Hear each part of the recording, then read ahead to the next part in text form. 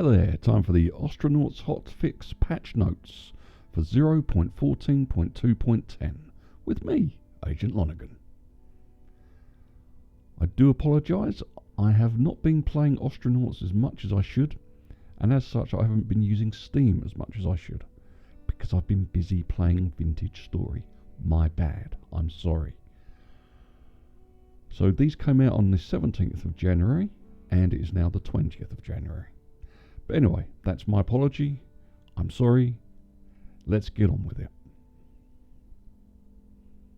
This is a hotfix update to our recently released Across the System update focusing on improving the new player tutorial, plus several player reported bugs and pain points.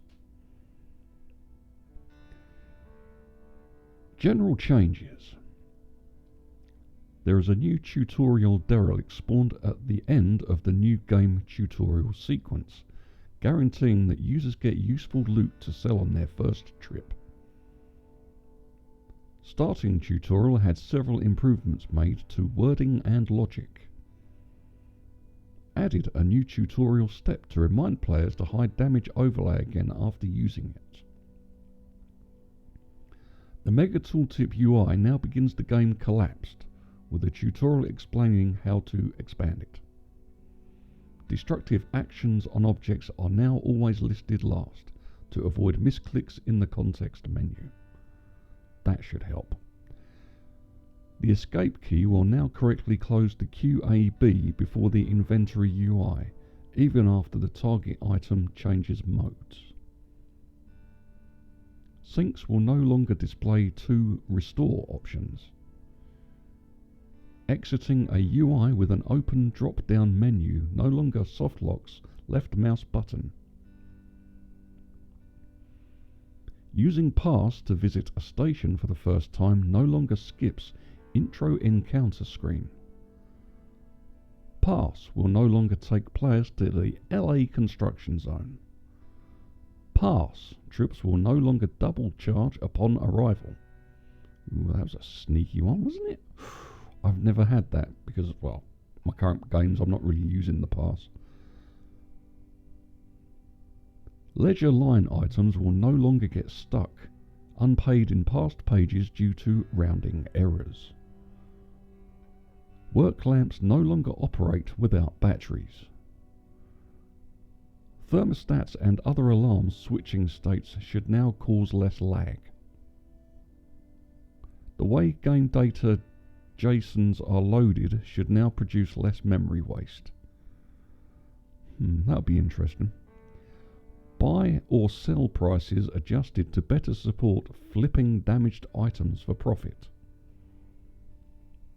Nav's match speed function will no longer have stuck thrusters after player releases thrust keys. Undocking no longer gets stuck showing previous ship's docking ring if user exits the UI before it had a chance to clear. Prescription painkillers no longer mention OTC painkillers in the log. NPCs will no longer recreationally drop social moves on the floor.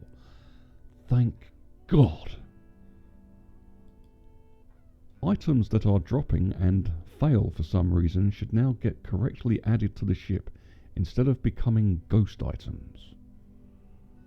Missing drag slot items will no longer throw null exceptions when save games load. Stackable items should now cause fewer null exceptions when an added item is null. Katydid ship layout adjusted to allow access to its nav station. NPCs should no longer spawn outside the aerostat in Encantado's lounge. Sleep states now have more descriptive tooltips. The new tutorial derelict is one of the more noticeable changes in this update. Historically, players were at the mercy of RNG when docking with their first derelict, and in some cases, this derelict could be nothing more than a docking ring and a trash pile or two, making it completely useless. Now, if the player is following the beginning tutorial, the game will spawn a special derelict near OK leg after the player finishes the manoeuvring portion. This new derelict has a fixed layout and is designed a bit like a puzzle box to help new players acquaint themselves with the game's many systems. It should also be noted that the puzzle box may summon a pin-headed demon from another dimension, so please be aware of that. It also shields them from police, hauler and salvager interference for the first little while as they get their feet wet. We also changed a number of things in the starting tutorial to make it more player friendly and helpful. This ranges from clearer wording to new tutorial steps, aimed at both educating players better and reducing frustration. Or if you're like me, just diving at the deep end. And do the coffin start, yeah.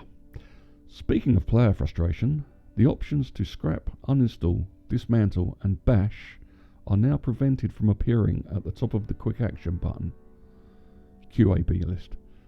Many players were tripped up by those options, sometimes appearing as hotkey 1, where we usually have innocuous actions like inventory or use. Yeah, that was becoming a problem. That plus the QAB should now correctly close first when hitting escape, even after the targeted item changes state. Example, off to on, open to closed, etc.